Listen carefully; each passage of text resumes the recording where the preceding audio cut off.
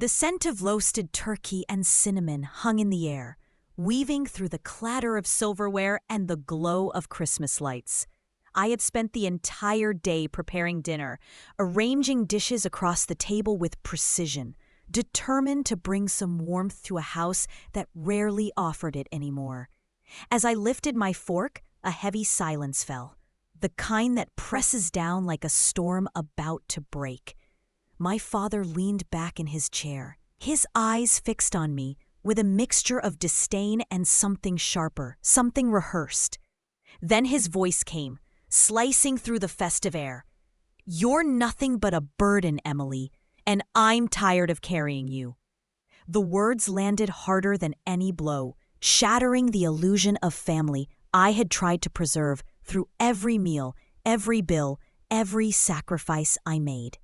Time seemed to freeze as the insult echoed around the table, colliding with the clink of wine glasses and the quiet hum of Christmas carols playing faintly from the living room.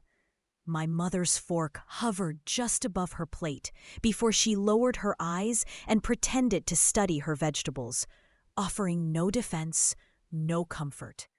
My younger brother Noah fidgeted nervously, gulping water as if drowning out the tension with each swallow. I felt my own chest tighten, a strange mix of shock, humiliation, and bitter recognition. For months, I had sensed my father's growing resentment, but hearing it declared aloud at Christmas dinner felt like betrayal magnified. I forced my gaze down at the plate I had filled only hours earlier, the food now tasteless, my appetite gone. Every flicker of the twinkling lights mocked the festivity I had tried so hard to create. I reminded myself to breathe, though every inhale burned, every exhale carried the weight of unshed tears. My voice, when it finally emerged, was measured, careful, though trembling underneath. "I paid for this meal," I said softly, my eyes still on my plate. "Every ingredient on this table came from me."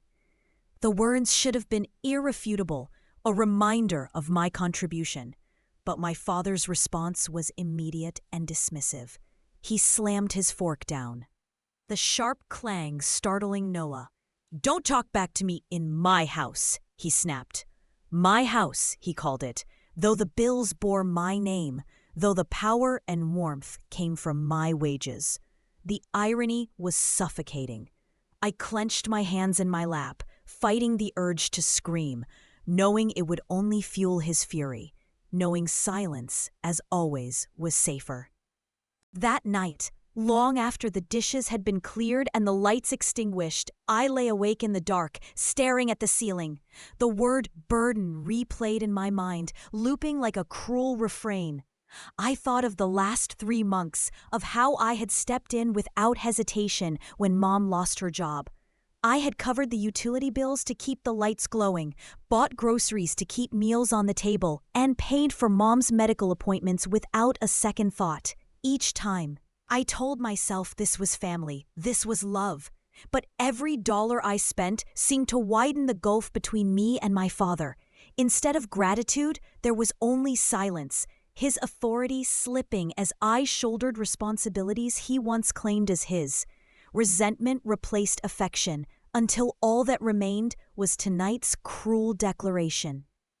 Unable to sleep, I reached beneath my bed and pulled out the folder I had kept hidden for months. Inside were neatly stacked receipts, utility statements, insurance bills, all proof of the sacrifices I had made. As I thumbed through the papers, my hands trembled with exhaustion and anger. But then I noticed something out of place, a crisp envelope bearing my father's name. My brow furrowed as I unfolded the bank statement inside. The balance startled me. $4,000 in October, $6,000 in November, and now nearly $8,000 in December. My chest tightened as I flicked to the back, where I found a glossy brochure tucked between the pages, a fishing boat circled in blue ink, notes scrawled in my father's handwriting. Deposit due January, delivery after Christmas. My blood ran cold as realization struck. I sat on the edge of my bed, the statement trembling in my hands. While I had been draining my savings to keep this family afloat, he had been quietly hoarding money, preparing to buy himself a luxury.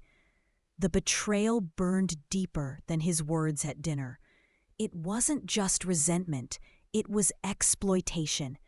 He had let me carry every burden while he stashed his earnings away for a boat, a symbol of selfish indulgence.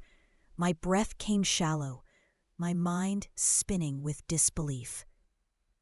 How long had he planned this? How many nights had I eaten ramen noodles while he fantasized about weekends on the lake? The trust I had clung to, fragile as it was, crumbled entirely. I realized then that his cruelty wasn't born of frustration or pride. It was deliberate, calculated, and far more heartless than I imagined. The sound of a gentle knock startled me. Noah's small face peeked through the doorway, his eyes wide and cautious. "You're leaving, aren't you?" he whispered, glancing at the half-packed suitcase in the corner. My throat tightened, but I nodded faintly. "I don't have a choice," I admitted, my voice thick. He stepped inside, shutting the door behind him. His hands shook as he fidgeted with his hoodie strings. "Dad told me not to say anything. He said if I warned you, I'd regret it." My heart ached at his fear, at the way even he was trapped in Dad's manipulation. But then he leaned closer, voice dropping lower. I heard them talking. "Mom's doctor visits. They ward checkups." I frowned, confused, as he continued. "She came home with her lips swollen. She's been getting fillers. On your insurance." The words settled over me like ice water, numbing at first before the anger set in. I pictured Mom returning from her so-called appointments, lips swollen, feigning exhaustion. I had believed every word, had rearranged my budget to cover her insurance bills, had sacrificed my own comfort for what I thought was her health. And all the while, she had been spending my support on vanity. My hands clenched tightly, nails biting into my palms as I stared at Noah. His eyes brimmed with guilt, as though speaking the truth was betrayal. "Why didn't you tell me sooner?" I asked, though I already knew the answer. Fear. Dad's threats hung heavy in the air, binding us both. Noah shook his head miserably. "I didn't want him to hurt you more." My heart broke for him, trapped in the same cycle. By 2 a.m, the suitcase lay open on the bed, half filled with sweaters and folded jeans. Every item I packed felt like a piece of my life shrinking, condensing into boxes and bags. I checked my bank account, the glowing screen confirming what I already knew. $842. That was all I had left. 3 months ago, I had over $10,000 saved, a cushion I thought would secure my future. Now it was nearly gone, drained by bills, groceries, and medical appointments that weren't medical at all. The weight of my family's betrayal pressed heavily against my chest. I wanted to cry, to scream, but the tears refused to come. Instead, I moved methodically, folding clothes, stacking papers, as though order could tame the chaos inside me. Each movement whispered the same truth. I was leaving. Noah lingered by the doorway, watching silently as I packed. Finally, his voice cracked through the stillness. "What would you do, Em?" he asked softly. "If you had to choose between keeping the peace and standing up for yourself, what would you do?" His words pierced deeper than he realized. I paused, sweater in hand, staring at the walls I had called home for 26 years. The question echoed inside me, colliding with memories of laughter, arguments, sacrifices, and disappointments. "I don't know," I admitted, my voice a whisper. For so long, I had convinced myself that endurance was strength, that silence was love. But now, with my savings drained and my dignity shattered, I wasn't sure what strength meant anymore. Noah's eyes searched mine, desperate for an answer. But I had none to give, not yet. The next morning, the house was still, coated in a silence that felt heavier than the night before. I crept into the kitchen, careful not to wake my father, and poured myself a cup of coffee. The warmth of the mug did nothing to ease the chill in my chest.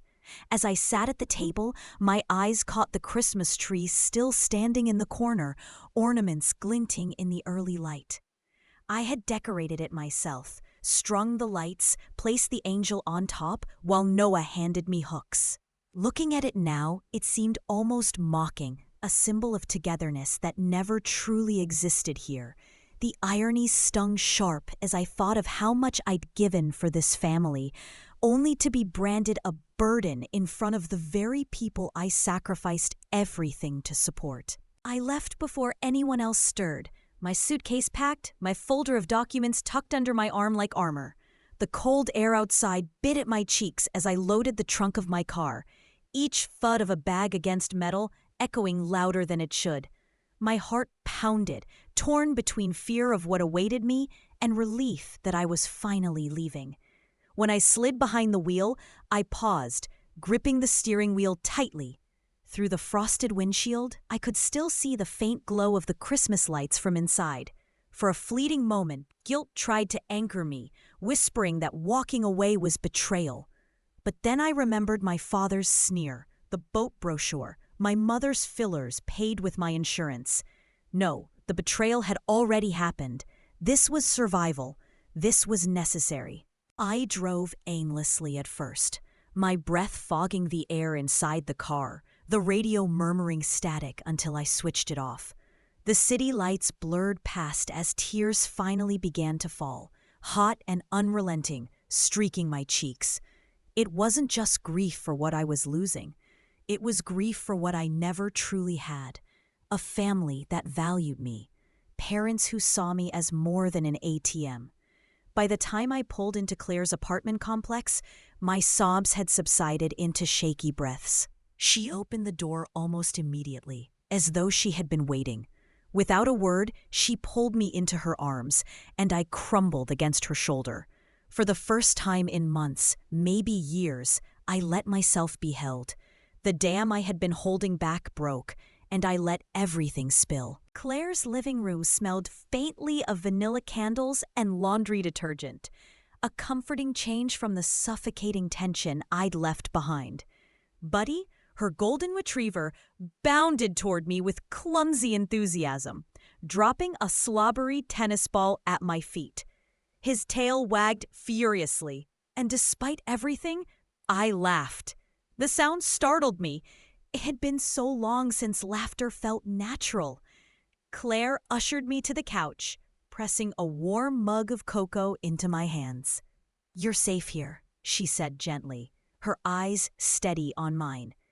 I nodded, though safety felt like a fragile thing, something easily shattered. As Buddy nudged my knee insistently, I scratched behind his ears, comforted by his simple, unconditional affection. For the first time in days, I breathed without a weight on my chest, though I knew the storm was far from over. The reprieve was short-lived.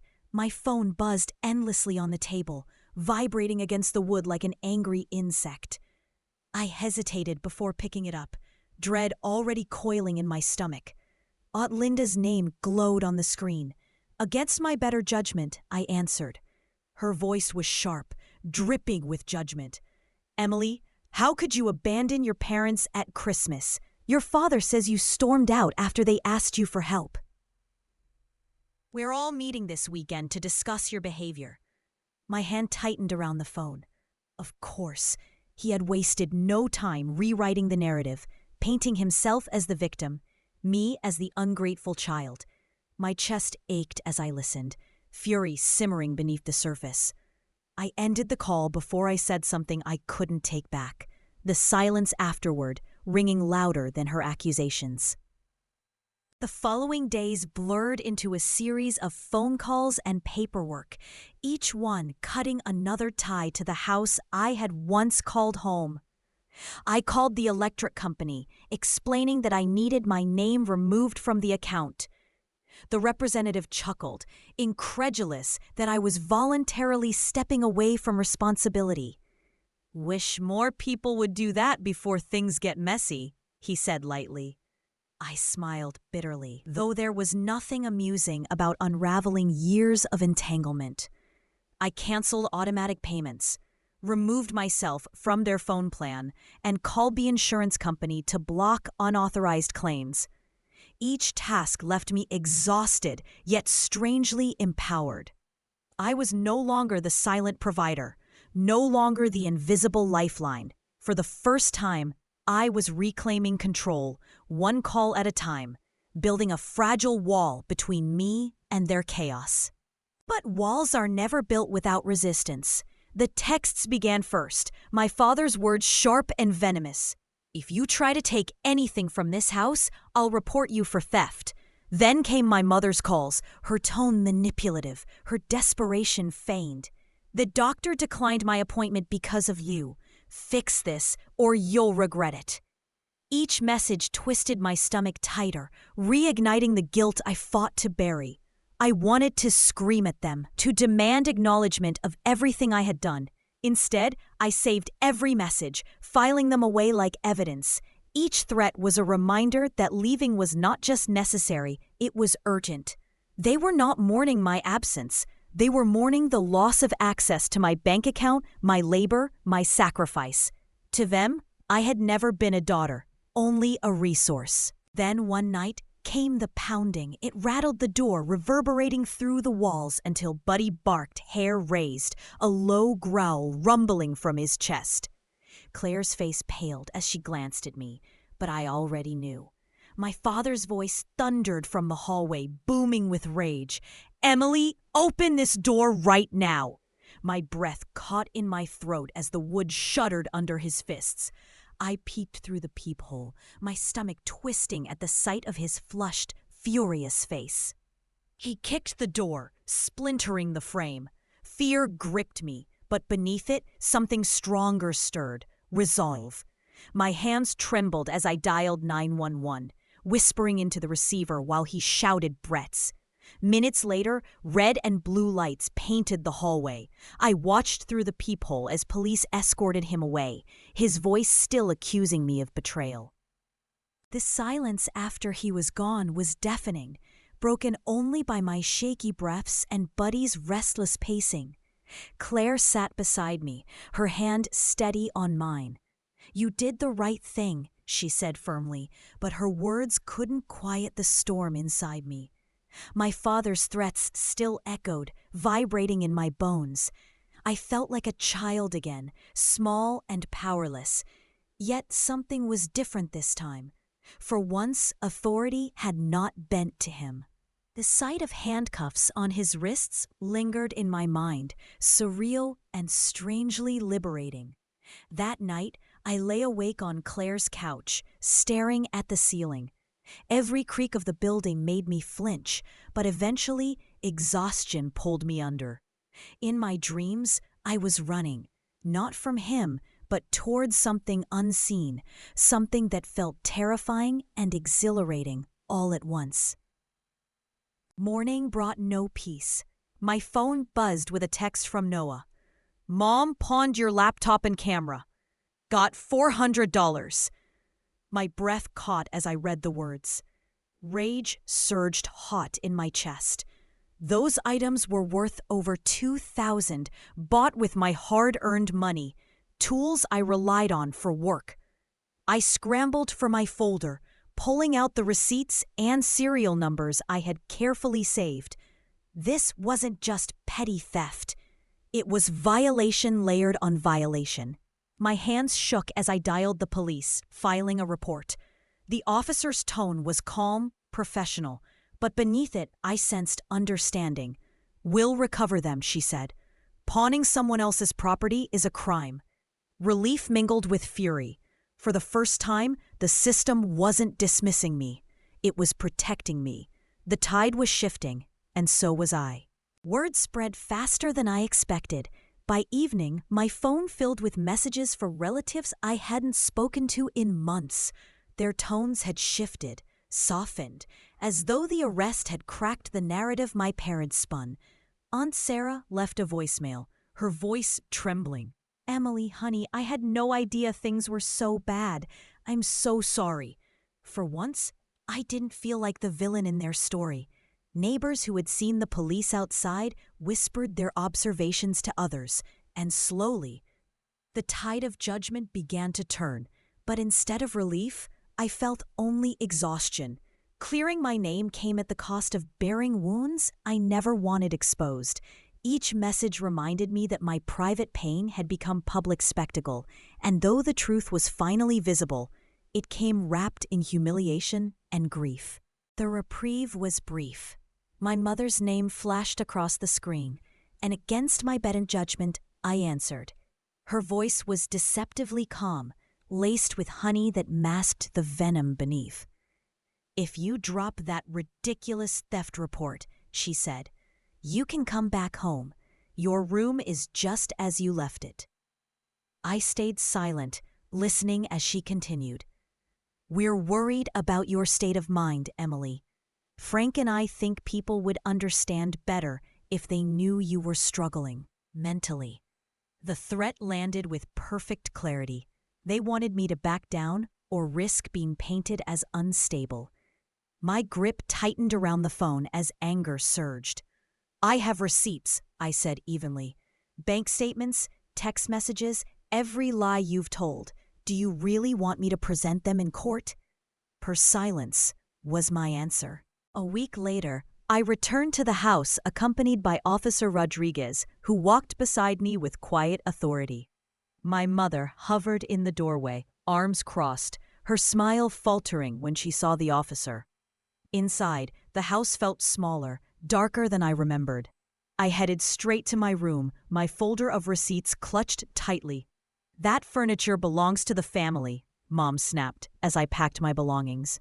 I held up the receipts one by one, proof of every purchase I had made, the desk, the bedding, even Noah's laptop. The officer flipped through the papers, eyebrows raised. "These documents show your daughter has supported this household almost entirely on her own," she said firmly. My mother's mouth opened, then closed again.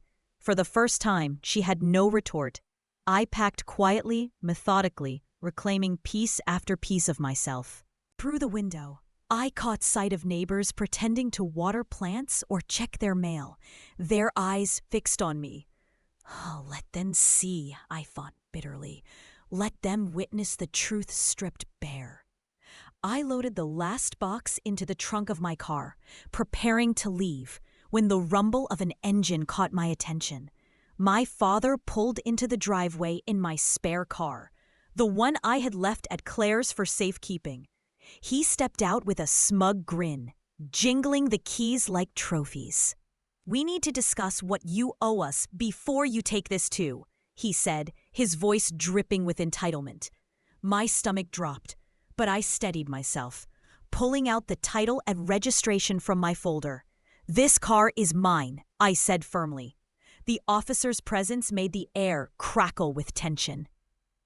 "Sir, this vehicle is registered to Emily," Officer Rodriguez said, her voice firm, extending her hand.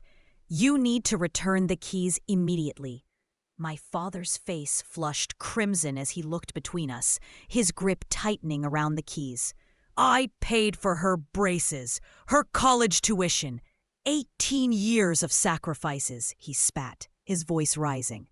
My hands trembled, but I stood my ground, the documents steady in my grasp. "The keys, Mr. Mitchell," the officer repeated, slowly. His fingers uncurl, the jingle of metal sharp in the cold air as the keys dropped into her palm. She passed them to me, and for the first time, I watched my father deflate. The man who had towered over me all my life suddenly looked small, diminished. A strange calm settled over me as I clutched the keys tightly. I slid behind the wheel, heart pounding, as my father stood motionless in the driveway, neighbors' eyes burning holes from every direction. My mother lingered in the doorway, her arms folded, face unreadable. Noah appeared beside her, his expression torn, his hand lifting in a hesitant wave. I met his gaze, my chest aching with both sorrow and determination. This was no longer my home. As I drove away, the rear-view mirror reflected fragments, my father's slumped figure, my mother's tightened jaw, Noah's uncertain eyes. My throat tightened, but I pressed the accelerator. The house that had consumed so much of my life shrank behind me, until it was nothing more than a shadow in the distance. Ahead, the road stretched wide and uncertain, terrifying and liberating all at once. For the first time, I was steering toward freedom. But freedom did not come without guilt. At a red light, my phone buzzed with a message from Noah. They're blaming me now. What do I do? My stomach clenched as I stared at the glowing screen. I wanted to tell him to hold on, to stay strong, to promise that things would get better. But I remembered the fear in his voice, the way he whispered truths only when the house was asleep. I knew the danger he faced, the weight of loyalty to parents who saw us as pawns rather than children. The light turned green, but I didn't move. Cars honked behind me, impatience echoing through the night. Still, I sat frozen, torn between the urge to rescue him and the knowledge that he needed to find his own way out, just as I finally had. 3 months later, sunlight streamed through the gauzy curtains of my apartment, painting golden patterns across the floor. I ran my fingers over the edge of my desk, where neatly stacked bills sat waiting. Electricity, water, internet. All in my name, all comfortably manageable. No hidden expenses, no manipulations lurking between envelopes. My savings account, though modest, had begun to grow again, each month building the security I had once lost. The quiet was a luxury I still wasn't used to, the absence of constant demands almost unsettling. But as I brewed coffee in my tiny kitchen and listened to the hum of peace, I realized how much I had gained. Freedom wasn't loud or dramatic.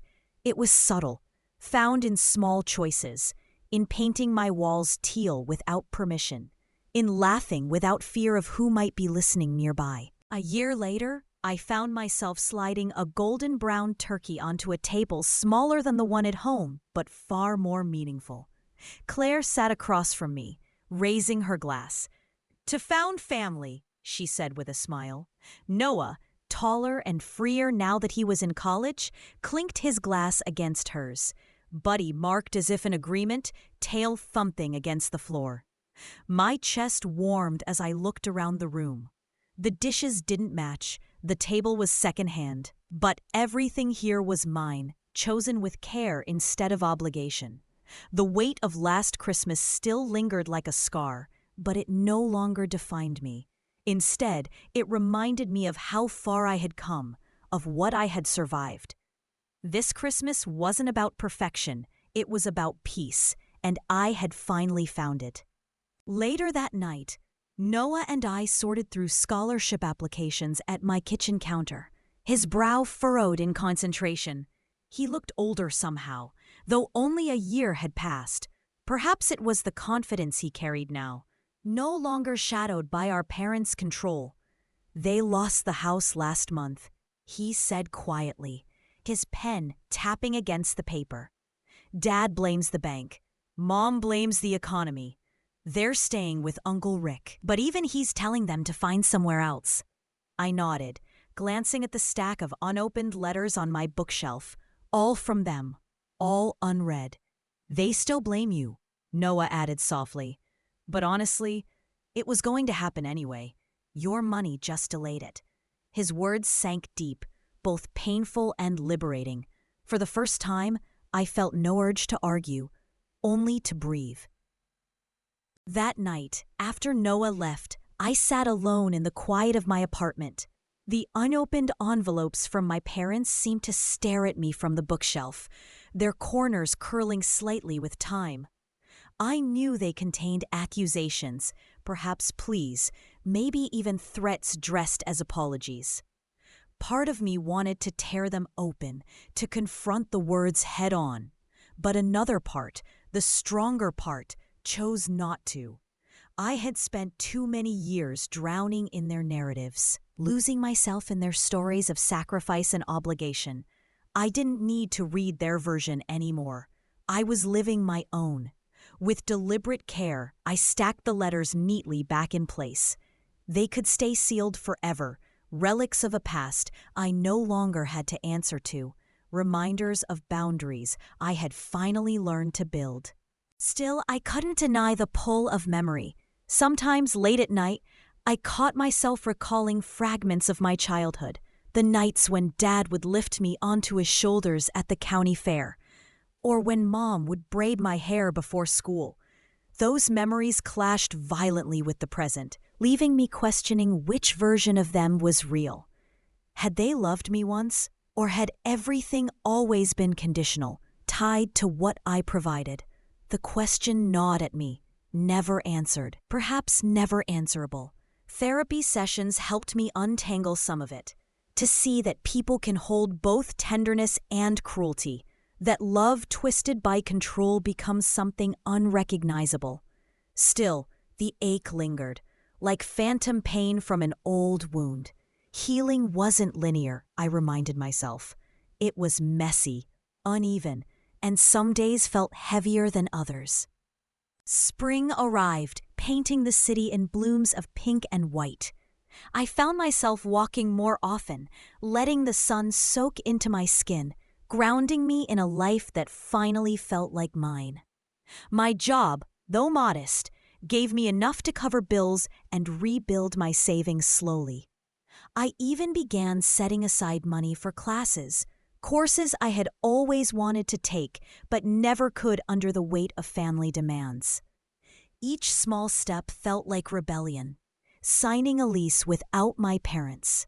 Names attached, buying furniture that wasn't secondhand from them, saying no without explanation. Freedom was not grand gestures but quiet choices, stitched together until they formed something solid. On those walks, I sometimes passed marinas where boats bobbed gently in the water, and each time I thought of my father's secret savings, his hollow dream. One afternoon, as I browsed shelves at the local bookstore, I felt a strange sense of peace wash over me. The simple act of choosing a novel without scrutiny, without hearing someone mutter about wasting money, felt profound. I carried the book to the counter, the cashier smiling as they bagged it.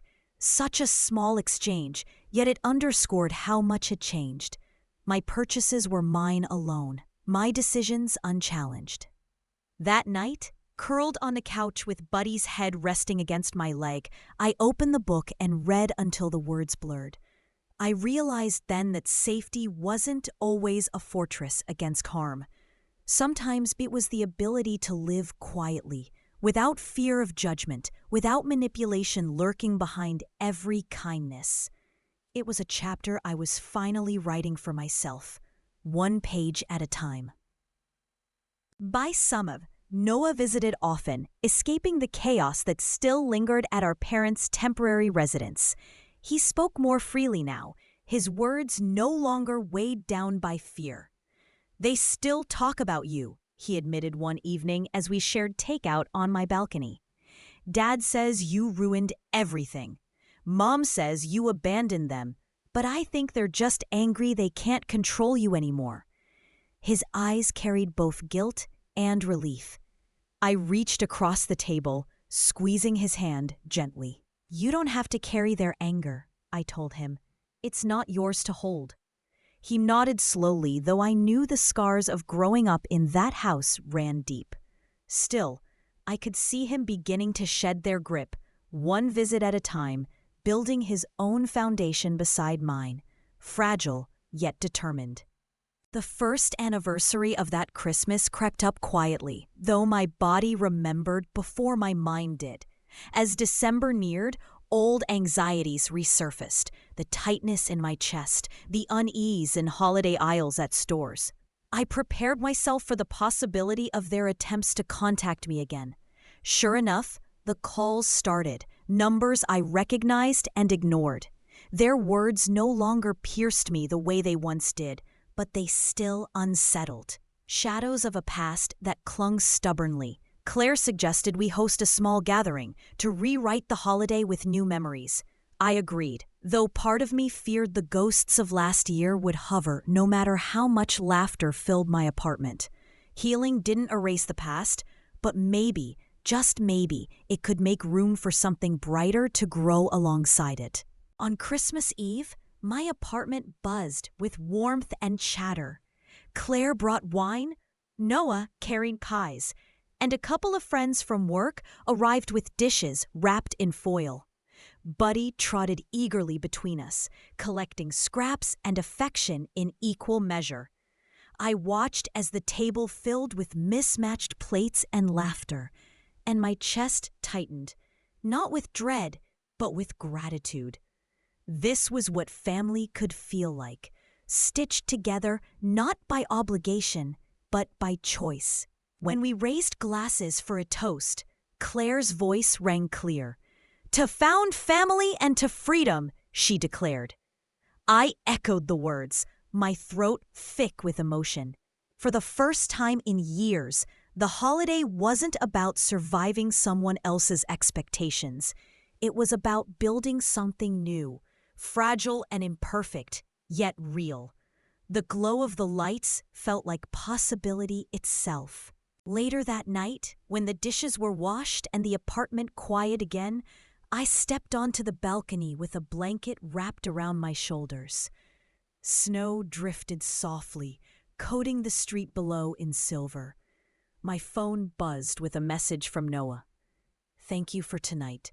It felt like home." I stared at the words, tears pricking my eyes.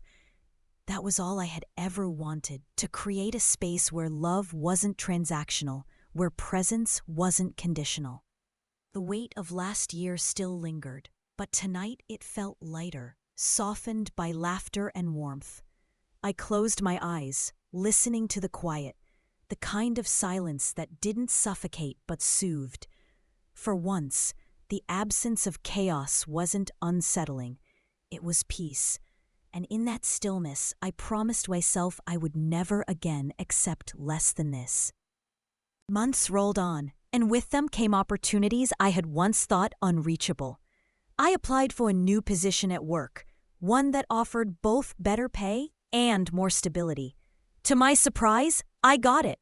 The first paycheck felt like validation, not because of the money itself, but because it represented a future carved entirely by my own choices. I set up automatic transfers into a savings account, watching the numbers grow steadily. A safety net I built without sacrificing myself to someone else's demands. It felt different this time, empowering instead of depleting. I even allowed myself small indulgences, a painting class, a weekend trip with Claire. Each moment chipped away at the narrative my parents had tried to trap me in. I was not a burden. I was proof that survival could bloom into something stronger. Sometimes, though, the past clawed its way back in. At the grocery store one afternoon, I spotted my mother in the checkout line. She hadn't seen me, and I froze, my chest tightening as old instincts screamed to flee. Her hair was styled, her coat pristine, but her eyes carried exhaustion I recognized too well.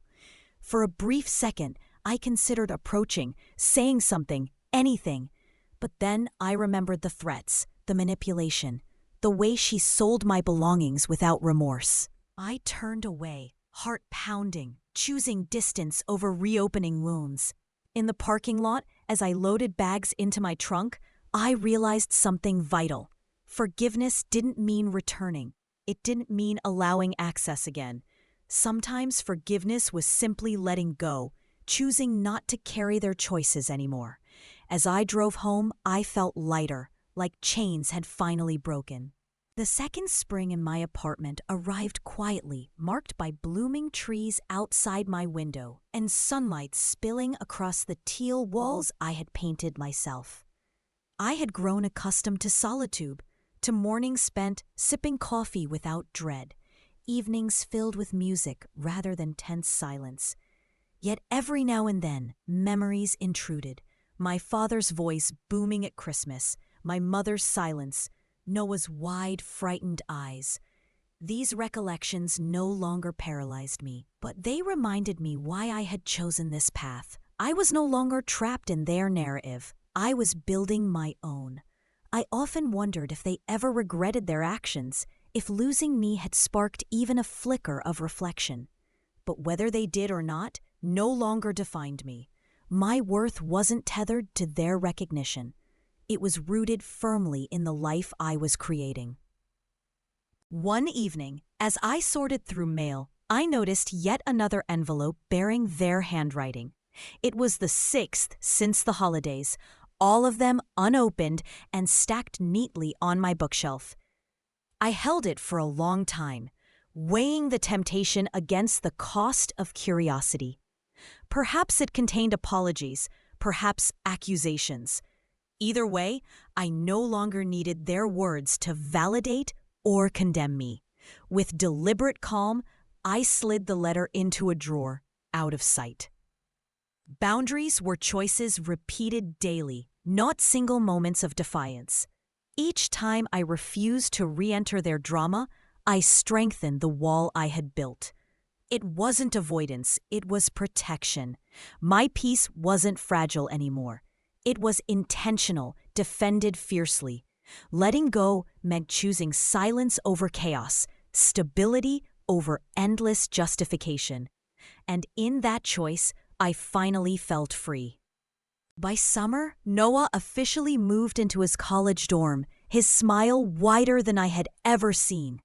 Helping him unpack boxes, I felt a surge of pride. He was breaking free, too, carving his own path away from the suffocating grip of our parents. "I couldn't have done this without you," he admitted as we arranged his books. "You showed me it's possible." My throat tightened, tears pricking at the corners of my eyes. "You did this," I corrected gently. "I just reminded you it was an option." Watching him settle into his new space filled me with a bittersweet joy. He was still young, still carrying scars, but he was lighter, freer. As I drove back to my apartment, I realized that my survival wasn't just mine. It was a blueprint, a beacon for him and maybe others too. The next Christmas arrived, and with it came a mix of anticipation and unease. I decorated my apartment again, stringing lights and baking cookies with Claire. Noah returned from school, his presence filling the space with easy laughter. We hosted another dinner, smaller than the ones from my childhood, but infinitely warmer. When we raised glasses, I felt the weight of the past 2 years lift slightly, replaced by gratitude for the present. I thought back to that first night when my father's words shattered me, when I believed I was nothing more than a burden. The contrast was almost dizzying. Here, surrounded by people who chose me rather than used me, I knew the truth. I had never been a burden. I had been a lifeline, one they squandered. And now I was simply myself, finally enough. Still, I sometimes caught myself scanning crowds, half expecting to see my parents' faces. Once, walking downtown, I thought I spotted my father's frame ahead of me, shoulders hunched against the cold. My heart raced, panic sparking instinctively. But when the man turned, it wasn't him, just a stranger. Relief washed over me, followed quickly by anger at how deeply their shadow lingered. Trauma doesn't vanish overnight. It echoes in unexpected moments, demanding recognition. I learned not to berate myself for these reactions, but to meet them with compassion. Survival wasn't erasing fear. It was learning to live alongside it without letting it steer. With time, the panic lessened, the shadows receded. They had once dictated every decision, but now they were merely ghosts of a story I had already outgrown, reminders of a life I had no intention of returning to. In therapy, I often spoke about forgiveness, about whether it was something I owed them. My therapist reminded me that forgiveness wasn't a gift to those who harmed me, but a release from myself. Slowly, I began to understand.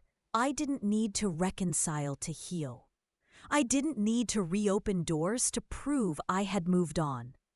Forgiveness, for me, became the choice not to let anger consume every corner of my life. It was acknowledging the past without carrying it like a weight on my shoulders. Some days, forgiveness looked like ignoring another call, refusing to let my peace be disturbed. Other days, it looked like laughter with Claire or helping Noah with financial aid forms. Forgiveness wasn't dramatic. It was quiet, steady, woven into the fabric of the life I was carefully building each day. Years later, I stood on my balcony watching fireworks bloom against the summer sky, their colors reflecting in the glass of my apartment window. Claire had moved in with her partner, Buddy had grown slower with age, and Noah was preparing for graduate school. Life had shifted, evolved, yet the memory of that Christmas still lingered like a scar across time. I no longer avoided it, though. Instead, I wore it as proof of survival. My father's voice, my mother's silence. Their betrayal. They had all shaped me, but they had not broken me. As the fireworks crackled, I thought of the girl I had been, sitting at a table laden with food she paid for, called a burden in the glow of holiday lights. She had no idea then that she was standing at the threshold of freedom. Sometimes Noah would ask me what I would do if our parents reached out with genuine remorse. I never had a simple answer. Part of me longed for closure, for acknowledgement of the harm they caused. But another part, the stronger part, recognized that I didn't need their apology to validate my healing. If they ever change, I told him, that's their journey, but mine doesn't depend on it. He nodded, though I saw the same questions lingered in his eyes. We had both learned that love without respect is not love at all. Maybe reconciliation was possible in some distant future, or maybe it wasn't. Either way, it no longer dictated my choices. My path stretched ahead, shaped by boundaries filled with possibilities. Whether they walked it with me or not, no longer mattered. I was enough. When I looked back, what struck me most wasn't the cruelty of that Christmas dinner, but the way I had once believed their words. The power wasn't in the insult itself, but in how I allowed it to define me. That was the part I had reclaimed. They could shout, they could threaten, they could spin stories to relatives, but they no longer controlled the narrative inside my head. My worth wasn't tied to utility bills or groceries or medical coverage. It wasn't conditional on sacrifice. It simply was. That realization, hard-won and often painful, became the foundation of everything I built afterward. Each choice I made, painting a wall, signing a lease, applying for promotions, was a declaration. I exist beyond their judgment. I am not their burden. I am my own person, and that is enough. Now, as I sit in my apartment years later, pen in hand, I write these words not to reopen old wounds, but to mark how far I've come. The glow of Christmas lights reflects in the window, their colors soft and warm rather than harsh reminders. The scars remain, but they no longer define me. What defines me is resilience, the quiet strength of survival, the courage to walk away when staying meant losing myself.